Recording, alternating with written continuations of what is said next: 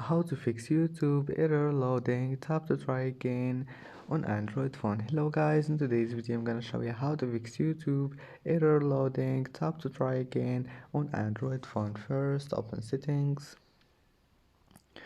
and then scroll down until you find apps and then apps again, and here you will find YouTube. Click on it and go to data usage, click on it and then just scroll down, and here we'll find mobile data. You will find it like that. Just enable it, enable all of those here, and then go back to storage, clear cache, and now just click force stop, and that's it. Now just go back and try again, and if that doesn't fix your problem, just go back here to apps and apps again and YouTube. Now just go to storage and clear data, and your problem will be fixed. And that's it for today's video. Don't forget like and see you in the next video.